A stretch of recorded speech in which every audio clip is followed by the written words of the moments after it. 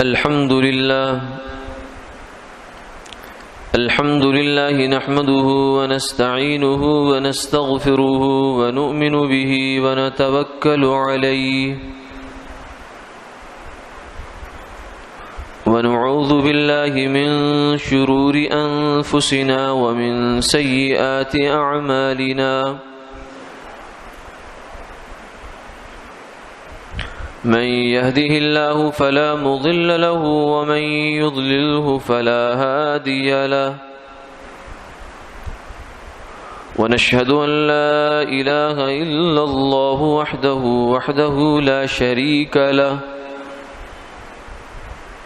ونشهد أن سيدنا وسندنا وحبيبنا وشفيعنا ومولانا محمدا عبده ورسوله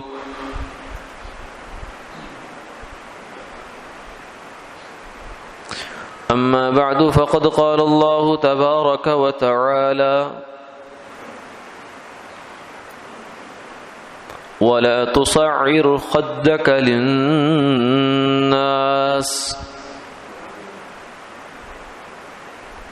وقال النبي صلى الله عليه وسلم المسلم من سلم المسلمون من لسانه ويده وقال عليه الصلاة والسلام إن من المعروف أن تلقى أخاك بوجه طلق صدق الله العظيم وصدق رسوله النبي الكريم ونحن على ذلك لمن الشاهدين والشاكرين والحمد لله رب العالمين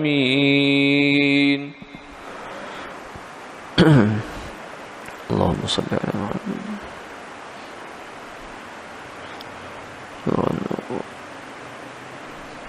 محترم و مکرم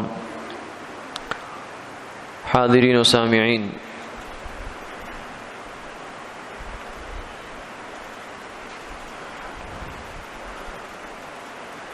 اللہ رب العزت نے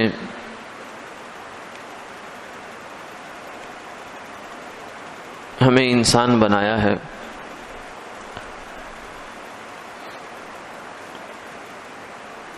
اور بنانے کے بعد ہمیں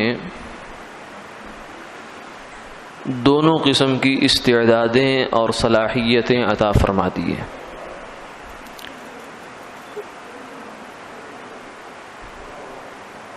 وَهَدَيْنَاهُ النَّجْدَيْنِ، جہنم کا راستہ بھی اس کو دکھا دیا ہے اور جنت کا راستہ بھی اس کو دکھا دیا ہے۔ ایک راستے پر شیطان ابلیس اور اس کی ذریت وہ بیٹھی ہے،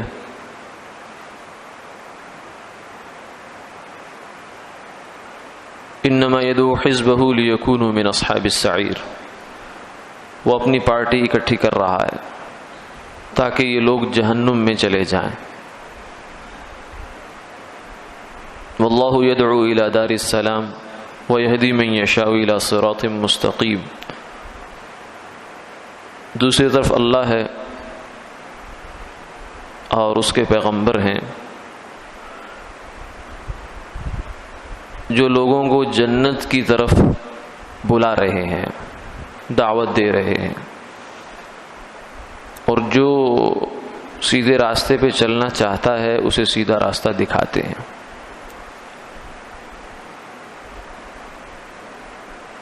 اب یہ انسان پر منحصر ہے کہ وہ اپنا انجام کیا چاہتا ہے۔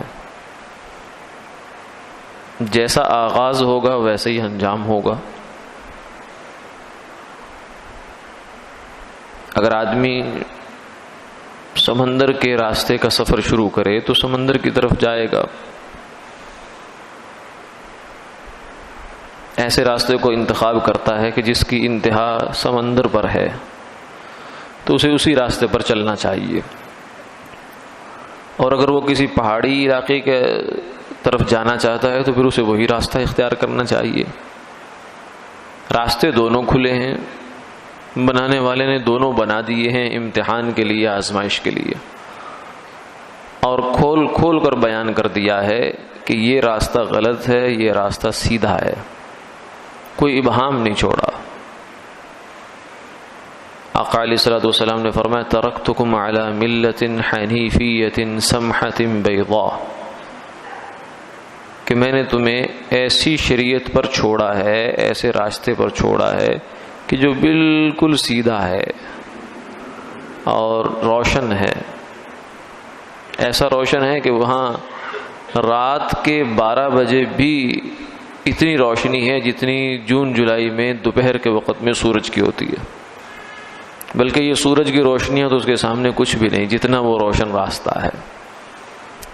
اس لیے کہ اگر لاکھوں کروڑوں اربوں کھربوں سورج بھی مل جائیں تو وہ ہماری قبر روشن نہیں کر سکتے۔ ہم جتنی مرضی جو ہے وہ بجلی خرید سکتے ہوں، قوت خرید رکھتے ہوں بجلی خریدنے کی، لیکن ہم اپنی قبر روشن نہیں کروا سکتے، اس لیے کہ قبر کی تاریکی کچھ اور ہے اور اس کی روشنی بھی کچھ اور ہے۔ یہ روشنیاں وہاں کام نہیں آتی، وہاں روشنی کام آتی ہے وہ شریعت مطہرہ، علی صاحبہا الف الف تحیہ۔ سرکار دو عالم صلی اللہ علیہ وسلم جو روشنی اور جو پیغام، جو چراغ ہمیں دے کر گئے ہیں، وہ ان سے روشنی ملتی ہے قبر کی، انہی سے روشنی ملتی ہے پل صراط کی، انہی سے روشنی ملتی ہے جنت کی۔ تو یہ راستے اللہ نے دکھائے ہیں۔ اب جو انسان اچھے راستے پہ چلتا ہے وہ اچھا انسان بن جاتا ہے، وہ انسان کامل بن جاتا ہے۔ آدمی جو بھی دنیا کا کام کرتا ہے وہ چاہتا ہے کہ میں اس کا اینڈ دیکھوں، اس کی پیک دیکھوں، انتہا کیا ہے، پہنچ پائے یا نہ پہنچ پائے، لیکن اس کا ہدف ضرور یہ ہوتا ہے کہ میں فلاں بزنس مین جیسا بزنس مین بن جاؤں، اور فلاں درجے کا میں جو ہے وہ ملازم ہے، اگر سرکاری تو وہ کہتا ہے کہ میں 21ویں 23ویں جتنے بھی گریڈ ہوتے ہیں وہاں تک پہنچنا چاہیے مجھے، اور تاجر ہے تو اپنے حساب سے سوچتا ہے، طالب علم ہے تو اپنے حساب سے سوچتا ہے کہ مجھے فلاں عالم جیسا عالم بن جانا چاہیے۔ تو اسی طریقے سے ہم دنیا میں آئے ہیں تو ہمیں ہر انسان کے ذہن میں ایک بات ہوتی ہے کہ مجھے اچھا انسان بننا ہے۔ اچھا انسان کیا ہوتا ہے؟ فرمایا اچھا انسان وہ ہوتا ہے کہ جس کے ہر عضو سے خیر ٹپکتی ہے، جس کے جسم کے ہر حصے سے خیر ٹپکتی ہے، اس کی آنکھ اچھا دیکھتی ہے، اس کا کان اچھا سنتا ہے، کیونکہ ہر جسم کے ہر حصے کی خیر کا اپنا فنکشن ہے، اپنا طریقہ ہے اس کا۔ ہاتھ اچھا پکڑتا ہے، پاؤں اچھا چلتا ہے، یعنی اچھے طریقے سے چلتا ہے اور اچھے مقصد کے لیے چلتا ہے اور اٹھتا ہے، یہ ہے اچھا چلنا۔ اس کا دل اور دماغ اچھی سوچیں سوچتا ہے، کسی کے بارے میں منفی سوچ نہیں سوچتا۔ یہ جو سوچ ہوتی ہے نا انسان کی، یہ بھی کردار رکھتی ہے آدمی کی زندگی میں۔ قرآن پاک میں ایک واقعہ ذکر ہوا ہے کہ ایک آدمی تھا، وہ اس کا باغ ہوتا تھا، تو اس کا دستور یہ تھا کہ جب باغ کا پھل آتا تھا تو اس کے 3 حصے کر لیا کرتا تھا۔ ایک حصہ جو ہے وہ راہ خدا میں بانٹ دیتا تھا، ایک حصے سے اپنا گھر کا جو اخراجات تھے وہ چلایا کرتا تھا، اور ایک حصہ جو ہے وہ دوبارہ اسی باغ کی دیکھ بھال اور ان چیزوں میں لگا دیا کرتا تھا، اسی کے اخراجات میں اس کو لگا دیتا تھا۔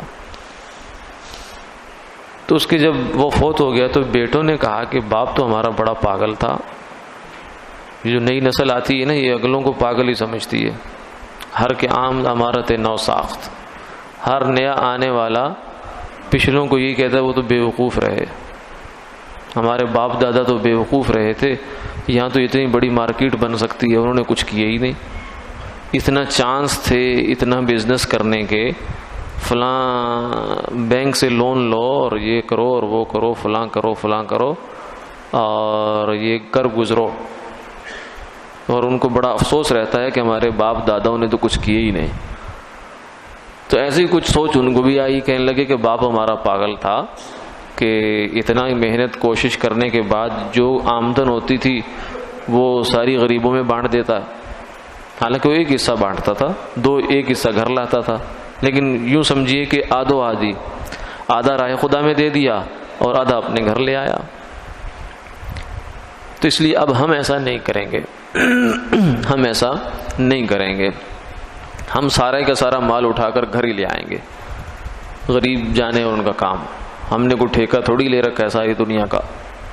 اس طرح کی سوچیں شیطان بعض دفعہ انسان کو لے آتا ہے. الشیطان یعدکم الفقر ویأمرکم بالفحشاء، انسان کو فقر سے ڈراتا ہے کہ تو نے اگر راہ خدا میں مال خرچ کیا تو کنگلا ہو جائے گا، تجھے کیا ملے گا. تو وہ یہی سوچ لے کہ جب نکلے اور خیال یہ کیا کہ چونکہ باپ ہمارا جاتا تھا دن چڑھے تو غریب مسکین بھی آ جایا کرتے تھے کہ باغ کٹا ہے آج اس کا پھل اترا ہے، تو ہم جائیں گے اندھیرے کے اندر راتوں رات، صبح نکلنے سے، سورج نکلنے سے، روشنی ہونے سے پہلے ہم کام کر کے فارغ ہو کے آ جائیں گے واپس. اور وہ نکلے اور کہنے لگے چپ کے جاؤ، اونچی آواز سے بولو بھی نہیں کہ ایسا نہ ہو کہ کوئی سن لے اور تمہارے پیچھے ہو لے. یعنی اس حد تک وہ مال کی محبت اور بخل جو ہے ان کے اندر آ گیا. تو جب وہ وہاں پہنچے تو وہاں تو باغ تھا ہی نہیں، وہ تو سب کچھ جو کچھ بھی تھا جل کر خاک ہوا، پھر راکھ ہوا، ختم. پکی پکائی فصل، پکا پکایا باغ سارا ختم ہو گیا، جل گیا. تو جب وہ وہاں پہنچے تو ایک دم کہنے لگے کہ یہ کیا ہوا، انا لضالون، ہم لگتا ہے راستہ بھول گئے ہیں، ہم لگتا ہے راستہ بھول گئے ہیں، ہمارا باغ تو یہ نہیں تھا، ہمارا باغ تو بہت اچھے پھل لاتا تھا. تو پھر آگے کہنے لگے بل نحن محرومون. پھر انہیں سمجھا کہ نہیں راستہ تو بالکل ٹھیک ہے، اصل میں ہم اپنے باپ کا راستہ بھول گئے تھے. اس کا راستہ کچھ اور تھا، اس کا راستہ یہ تھا کہ وہ اللہ کو راضی کرتا تھا، اللہ کے راستے میں غریبوں کو، محتاجوں کو، یتیموں کو، بیواؤں کو اور دین کے مختلف مصارف میں خرچ کرتا تھا. تو اللہ تعالیٰ اس کو دیتے بھی تھے اور اس کی پرواہ نہیں کرتا تھا کہ زیادہ بچا کر گھر رکھوں، بس جس سے گزر اوقات ہوگی بس. اس کے سامنے کوئی بڑا ہدف تھا ہی نہیں کہ میں نے 1 سے 10 دکانیں کرنی ہیں اور 5 کوٹھیوں سے 6 بنانی ہے اور فلاں ماڈل کی گاڑی لینی ہے اور یہ کرنی ہے، یہ تو چیز تھی ہی نہیں. بس گزر اوقات چل رہا ہے، ٹھیک ہے. اس لیے جو آدمی اپنا معیار زندگی سادہ رکھتا ہے اس کو راہ خدا میں مال خرچ کرنے کی زیادہ توفیق ہوتی ہے، کیونکہ جو اپنی ضروریات کو پھیلا لیتا ہے تو وہ بیچارہ تو اس کی ضرورتیں پوری نہیں ہوتی، وہ تو خواہشات اتنی بڑی اس کی ضرورتیں بن جاتی ہیں کہ اس کو تو کہیں خرچ کرنے کے لیے ہوتا ہی نہیں ہے، وہ تو زکوٰۃ بڑی مشکل سے نکلتی ہے اس سے. اور جو اپنی ضرورتیں محدود رکھتا ہے وہ پھر راہ خدا میں مال بھی زیادہ خرچ کرتا ہے. صحابہ کرام جو اتنے صدقے کیا کرتے تھے، اتنی زکاتیں دیتے تھے، اس کی وجہ یہ تھی کہ ان کا اپنی زندگی بہت سادہ رکھی انہوں نے. ان کے پاس اللہ نے دیا بہت، لیکن اپنی ذات کے لیے انہوں نے زیادہ اس کو خرچ نہیں کیا اور راہ خدا میں خرچ کرتے تھے. یہ ان کا ذوق اور مزاج تھا. آج ہمارا مسلمانوں کا یہ حال ہے کہ ہم نے اپنا معیار زندگی چونکہ بلند کرنے کی ایک دوڑ میں شریک ہو گئے ہیں، اس لیے راہ خدا میں خرچ کرنے کے لیے، اللہ کو راضی کرنے کے لیے مال ہمارے پاس ہے ہی نہیں. ہے بہت، مجموعی طور سے ہماری جیبوں میں، ہمارے اکاؤنٹس میں اور ہمارے ہاتھوں میں، ہمارے اثاثوں کی صورت میں جو مال ہے وہ ہمارے پچھلوں سے کئی زیادہ ہے، لیکن ہم بھوکے ہیں. پچھلوں کے پاس مال تھوڑا تھا لیکن وہ سیر تھے، ان کا دل جو ہے وہ بھرے ہوئے تھے. ہمارے دل بھوکے ہیں، ہم کہتے نہیں اور لاؤ، یہ تو بہت تھوڑا ہے، وہ فلاں بھی کام ابھی رہ رہا ہے، فلاں کام بھی رہ رہا ہے، فلاں کام بھی رہ رہا ہے. تو اس لیے وہ بیچاروں نے یہ سوچی تو اللہ تعالیٰ نے ان کو نتیجہ دنیا میں دکھا دیا. تو بات یہ چل رہی تھی کہ انسان کی بسا اوقات نیت اس کے کردار پر اثر کر جاتی ہے. اب انہوں نے عملاً ایسا نہیں کیا کہ کوئی غریب آیا ہو پھر اس کو پھل نہیں دیا، اس کو محروم کر کے واپس بھیج دیا، ڈانٹ دیا، ڈپٹ دیا یا کوئی چڑک دیا. یہ عملاً کچھ نہیں کیا انہوں نے، صرف یہ منصوبہ بنایا تھا کہ باپ غریبوں کو دیتا تھا، ہم نے نہیں دینا. یہ ارادہ کیا بس، اور اس ارادے کو لے کر چل پڑے. اب یہ ارادہ ان کے اوپر اتنا اثر انداز ہوا کہ ان کا باغ جل گیا. تو بسا اوقات اللہ جو نیت ہوتی ہے نا، اس لیے کہتے ہیں سوچ کو بھی انسان کو پاکیزہ رکھنا چاہیے. سوچ بھی، زبان تو ہونی چاہیے، ہاتھ بھی پاکیزہ، دل بھی پاکیزہ ہونا چاہیے، انسان کی جو سوچ ہے اس کو بھی پاکیزہ ہونا چاہیے. یعنی کسی کے بارے میں انسان منفی سوچ نہ سوچے. یہ بھی اس کے اوپر بھی پکڑ آ جایا کرتی ہے بعض دفعہ. تو فرمایا کامل انسان وہ ہے، اچھا انسان وہ ہے کہ جس کے ہر عضو سے، جسم کے ہر حصے سے خیر ہی خیر برآمد ہوتی ہو. اس کے دو درجے ہوتے ہیں. سب سے پہلا درجہ یہ ہے المسلم من سلم المسلمون من لسانہ و یدہ. کمال کا پہلا درجہ، یعنی جس درجے پر آدمی جا کر پاس ہو جاتا ہے، 33 نمبر اس کو مل جاتے ہیں 100 میں سے. وہ کون سا درجہ ہے؟ المسلم من سلم المسلمون من لسانہ و یدہ. کہ کامل مسلمان کا ادنا درجہ یہ ہے کہ جس کے زبان سے اور جس کے ہاتھ سے دوسرے مسلمان محفوظ ہیں. یعنی کسی مسلمان کو اس سے کوئی تکلیف نہیں ہے، تکلیف سے بچاتا ہے، زبان کی تکلیف سے بچاتا ہے اور ہاتھ کی تکلیف سے بچاتا ہے. یہ ہے ادنا درجے کا کامل مسلمان. کیونکہ اس سے نیچے پھر جو انسان دوسروں کو تکلیف میں مبتلا کرتا ہے وہ پھر ٹھیک ہے کاغذی مسلمان تو ہو سکتا ہے، لیکن کردار کے لحاظ سے اس کو سرکار دو عالم صلی اللہ علیہ وسلم نے مسلمانوں میں شامل نہیں کیا. فرمایا لیس بمؤمن، لیس بمؤمن، لیس بمؤمن، کہ مسلمان نہیں ہے، وہ بندہ مومن نہیں ہے، وہ بندہ مومن نہیں ہے، وہ بندہ مومن نہیں ہے. صحابہ نے عرض کیا یا رسول اللہ کون؟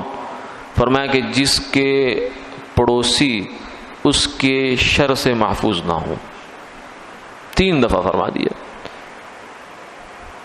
تو اس سے نیچے تو پھر ظاہر ہے کہ کوئی کاغذی مسلمان ہوتا ہے، آدمی شمار میں رہتا ہے لسٹ میں، لیکن اللہ کے ہاں اس کا کوئی اسلام کی ویلیو ہو جائے وہ پھر نہیں ہوتی. مسلمان نام کا ہوتا ہے وہ. تو اس لیے کسی مسلمان کو بھی تکلیف سے بچانا، یہ بنیادی بات ذہن میں رہنی چاہیے کہ میری کسی حرکت سے، میری کسی بات سے، میرے کسی انداز سے بعض دفعہ ہوتا ہے. جو آیت میں نے شروع میں عرض کی، حضرت لقمان نے اپنے بیٹے کو نصیحت کی ہے. مختلف نصیحتیں ہیں، ان کو پڑھنا چاہیے، اپنی اولاد کی تربیت کرنی چاہیے اس کو سامنے رکھ کر، اور پھر پہلے اپنی کرنی چاہیے پھر اولاد کی. پھر وَلَا تُصَعِّرْ خَدَّكَ لِلنَّاسِ، لوگوں کے سامنے اپنے ماتھے پر تیوری نہ چڑھاؤ. کہ جو چہرے کے جو فیس امپریشن کہتے ہیں جس کو، چہرے کے تاثرات، اس کو بھی کہا گیا کہ یہ بھی غلط نہیں دینے چاہیے. کہ کہیں ایسا نہ ہو کہ تمہارے، حالانکہ اس سے کیا ہوتا ہے، زبان کا بول یا ہاتھ سے کسی کو تکلیف دینا یہ تو بہت بڑا بات، بہت بڑی چیز ہے نا. ہاتھ سے کسی کو تکلیف دے دی، کسی کے راستے میں کانٹا بچھا دیا، ٹھیک ہے، اور کسی کے لیے کوئی ایسی اس کی ٹانگ کھینچ دی کسی معاملے میں، کوئی بیچارہ ساری زندگی کے لیے پریشان ہو گیا. آپ کو تو کچھ نہیں گیا، آپ کا تو چسکا تھا، تھوڑی دیر کے لیے تسکین نفس ہو گئی، لیکن اس کی ساری زندگی آزمائش میں پڑ گئی. تو یہ تو ہاتھ کی کارروائی ہے. اور زبان سے بعض دفعہ انسان ایسی بات بول دیتا ہے کہ جو برس ہا برس تک اگلے کے دل میں زخم کر دیتی ہے، اس کے زخم پھر بھرتا نہیں آرام سے. جراحات السنان لها التیام ولا یلتام ما جرح اللسان. فرمایا کہ نیزوں کا زخم جو ہوتا ہے، نیزہ کتنا بڑا گھائل کرتا ہے، گھاؤ کرتا ہوگا. تلوار کٹ کرتی ہے، نیزہ سوراخ کرتا ہے. تو اس کا زخم جو ہے جسم میں لگا ہوا وہ بھر جاتا ہے وقت کے ساتھ ساتھ. کہتے ہیں وقت کے ساتھ ساتھ زخم بھر جاتے ہیں. ولا یلتم ما جرح اللسان، لیکن زبان کا زخم نہیں بھرتا. اس لیے کہ نیزے کا زخم لگا ہوتا ہے جسم میں، اور جسم تو ایک فطری طریقے سے اپنی ریکوری کر لیتا ہے. اللہ نے اس کا ایک سسٹم بنایا ہوا ہے. اس کی جو تکلیف ہوتی ہے وہ وقتی طور پہ ہوتی ہے، انسان کو بعد میں تکلیف بھی رفتہ رفتہ ختم ہو جاتی ہے.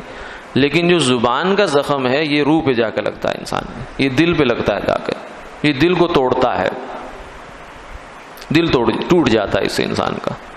اس لیے فرمایا نا کہ کسی انسان کا دل نہ توڑو. ان کا پنجابی کا شعر ہے، مسجد ٹا دے مندر ٹا دے، ٹا دے جو کچھ ٹہندا ہی، یعنی جو کچھ تم سے گرایا جاتا ہے گرا دو. یہ مقصد نہیں گرا دو، ایک چیز کی اہمیت بتانی ہوتی ہے. یہ مقصد نہیں ہے کہ نعوذ باللہ وہ اللہ والوں نے جنہوں نے یہ بات کہی ہے ان کے ذہن میں مسجد کی اہمیت نہیں ہے. بہت اہمیت ہے، مسجد تو اللہ کا گھر ہے، لیکن یہ اہمیت بتانی ہوتی ہے کہ جس چیز کو تم محترم سمجھتے ہو، مثلا کوئی بندہ ہتھوڑا پکڑے اور آ جائے مسجد کو گرانے کے لیے کسی مسلمان آبادی میں، تو کیا خیال ہے مسلمانوں کے ریئیکشن کیا ہوگا اس کے بارے میں؟ وہ جان دے دیں گے لیکن اللہ کا گھر گرانے نہیں دیں گے اس کو. یہ تو عام مسجد ہے، پھر بیت اللہ جسے کہا ہی اللہ کا گھر گیا ہے. لیکن سرکار دو عالم صلی اللہ علیہ وسلم نے فرمایا بیت اللہ کو خطاب کر کے، ما اعظم حرمتک، کہ اے اللہ کے گھر تیری کتنی شان ہے. اور کوئی شک نہیں ہے بہت بڑی عظمت ہے، بہت بڑی عظمت ہے. اس زمین میں اللہ تعالیٰ کی رحمتوں کے نزول کی جو سب سے بنیادی جگہ ہے، سب سے زیادہ جہاں تجلیات کا نزول ہے وہ بیت اللہ ہے.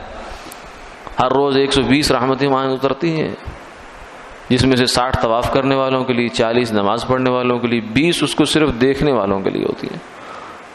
وہاں جگہ ہی ایسی ہے جو لوگ جاتے ہیں وہ بیان انسان کر ہی نہیں سکتا کیا ہے وہ اصل میں اللہ کی رحمت ہے. وہ وہاں پتھر یا کپڑا نہیں ہے، وہ اللہ کی رحمتیں ہیں جن کا نام بیت اللہ ہے. تو بڑی عظمت کی جگہ ہے. لیکن فرمایا کہ ایک مسلمان کی حرمت اور عظمت تجھ سے زیادہ ہے. یعنی کہ آدمی ایک طرف بیت اللہ کو گرائے اور ایک طرف کسی مسلمان کا دل توڑ دے تو اس نے بڑا گناہ کیا ہے. بیت اللہ کو گرا دیا تو کیا ہوا؟ وہ تو اینٹیں توڑی نا اس نے جگہ کی. بیت اللہ کو تو کوئی گرا ہی نہیں سکتا، وہ تو رحمت خداوندی، اس کو کون چھیڑ سکتا؟ ہاں بیت اللہ جس کو ہم اللہ کا گھر کہتے ہیں، دیواریں ہیں، اس کے پردے ہیں، پردے تو اترتے ہی ہیں، اور اس کی جو تعمیر ہے وہ بھی کئی دفعہ ہو چکی ہے، تو اینٹیں تو اس کی اکھڑ ہی جاتی ہیں. لیکن مسلمان کا دل فرمایا کسی نے توڑا تو یہ بہت بڑا جرم ہے، یہ بہت بڑا جرم ہے. اور اس ٹوٹے ہوئے دل سے جب کوئی آہ نکلتی ہے تو بڑی خطرناک ہوتی ہے، وہ بڑی خطرناک ہوتی ہے. بد دعا بھی خطرناک ہوتی ہے لیکن آہ اس سے زیادہ خطرناک ہوتی ہے. بد دعا کے الفاظ ہوتے ہیں، بد دعا نظر آتی ہے، آہ نظر بھی نہیں آتی. وہ لگ جاتی ہے آدمی کو، پتہ نہیں چلتا اس کو کہاں سے لگی ہے اس کو آ کر، لیکن لگ جاتی ہے. تو اس لیے جو ہے آدمی کو اس حوالے سے بہت زیادہ خیال رکھنا چاہیے. آپ صلی اللہ علیہ وسلم نے فرمایا کہ بنی اسرائیل میں ایسی عورت تھی، بڑی عابدہ زاہدہ تھی، لیکن بلی کے ایک بچے کو باندھ دیا، وہ مر گیا. انسان تو بہت بڑی چیز ہے، لقد خلقنا الانسان فی احسن تقویم. انسان تو اللہ کا شاہکار ہے جس پر خدا نے فخر کیا ہے. اتنا پیارا ہے اللہ کو انسان کہ اس کی وجہ سے دیکھیں فرشتوں کا جو سردار بنا ہوا تھا ابلیس، اس کو اٹھا کر پھینک دیا اللہ نے.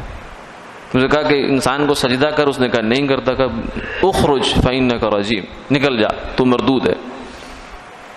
حالانکہ وہ کوئی معمولی چیز نہیں تھا، 7 لاکھ سال کہتے ہیں عبادت کی اس نے.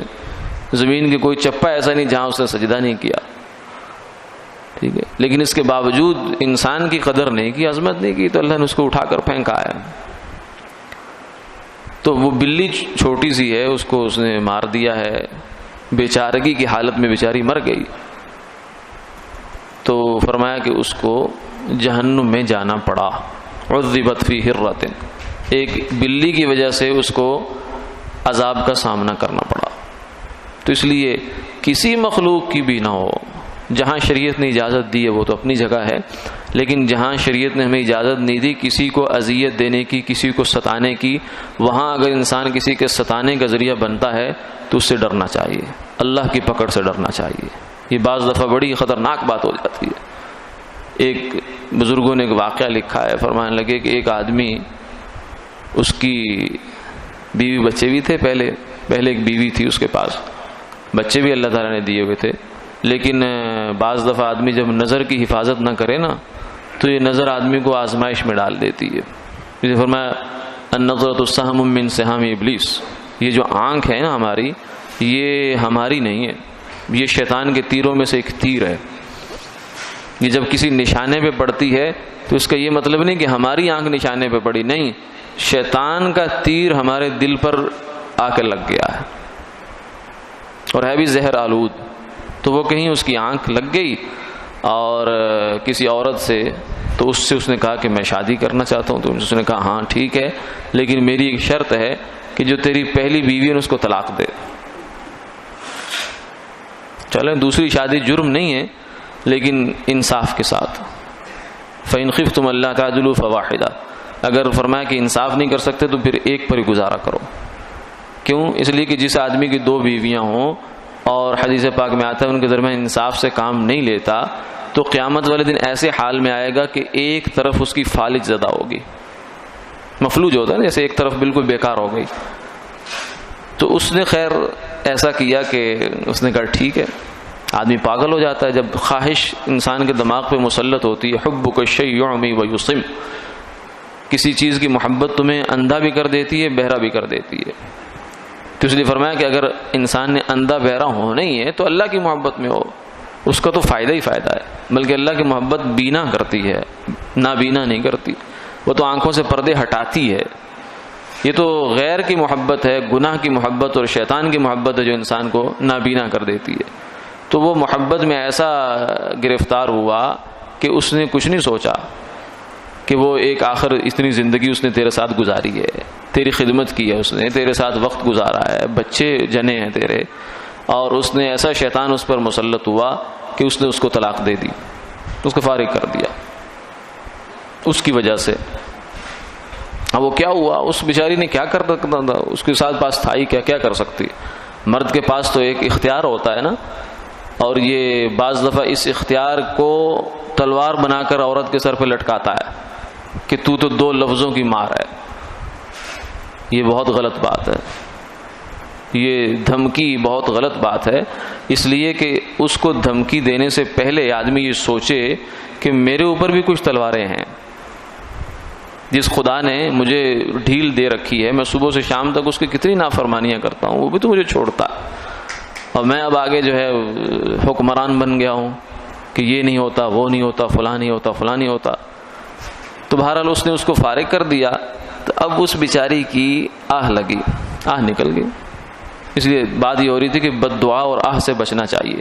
اتقی دعوت المظلوم، فرمایا کہ مظلوم کی بد دعا سے بچو. فإنہ لیس بینہ وبین اللہ حجاب، مظلوم چاہے وہ مسلمان ہے چاہے وہ کافر ہے.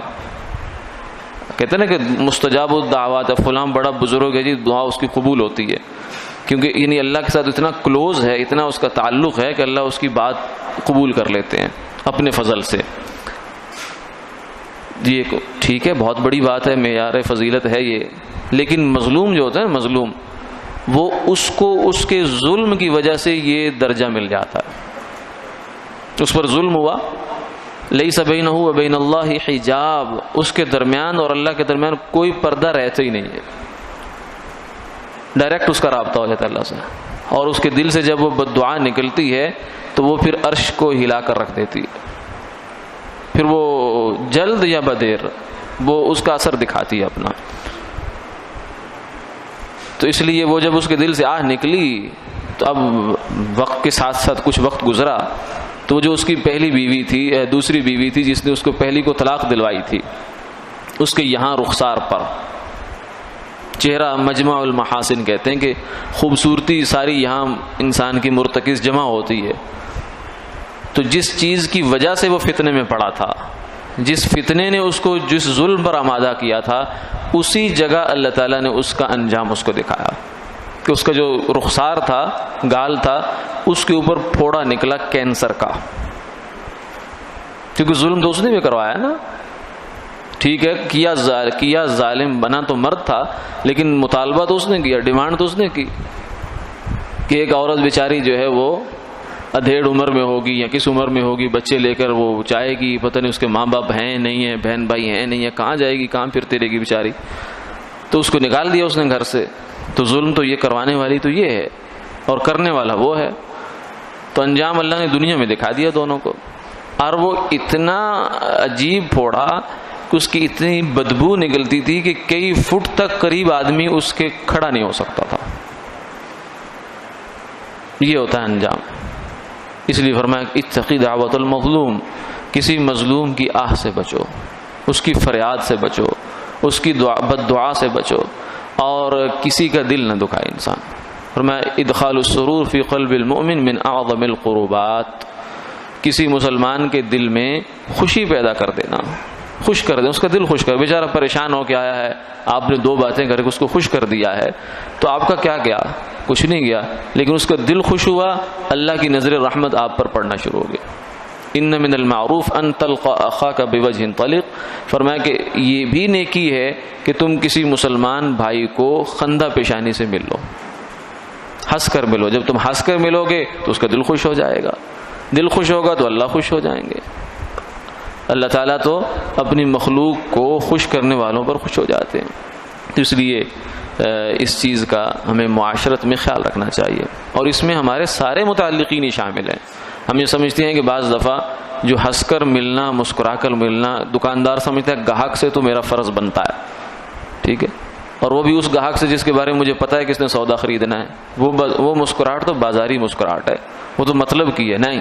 اس لیے خوش ہو کر مسکرا کر ملنا ہے کہ یہ ایک مسلمان ہے، یہ اللہ کا بندہ ہے، یہ میرا بھائی ہے، آدم علیہ السلام کا بیٹا ہے، اس لیے ملنا ہے۔ اور اس دائرے میں ہمارے بیوی بچے بھی آتے ہیں، گھر والے بھی آتے ہیں۔ انسان گھر میں جائے تو بھی یہ نہیں ہے کہ اس کے منہ پر جو ہے 12 ہی بجے ہوئے ہوں، اور جناب گھر والے سوچ رہے ہیں کہ پتہ نہیں کیا کم بختی آنے والی ہے ہماری، جو ایسا عجیب موڈ بنا ہوا ہے۔ تو یہ اپنی اوپر اگر کوئی غم کی یا پریشانی کی کیفیت آئی بھی ہے تو اس کو اپنے اندر جذب کرنا چاہیے، اس پریشانی کو اٹھا کر دوسروں پر نہیں پھینک دینا چاہیے۔ جیسے کہ آدمی کو خدا نہ خواستہ اس کے کپڑوں میں آگ لگ گئی ہے تو ٹھیک ہے، وہ اپنی آگ خود بجھانے کی کوشش کرے، یہ نہیں کہ وہ کپڑا اٹھا کر کسی دوسرے پر ڈال دے، تو تکلیف تم نے بجائے کم کرنے کے اس کو بڑھا دیا ہے۔ تو اپنی پریشانیوں سے دوسروں کو پریشان نہیں کرنا چاہیے، دوسروں کو خوشیاں دینا چاہیے۔ اس سے اللہ تعالی ہماری پریشانیاں بھی کم کریں گے اور ہمیں بھی انشاءاللہ دنیا و آخرت کی خوشیوں سے نوازیں گے۔ وآخر دعوانا الحمدللہ رب العالمین۔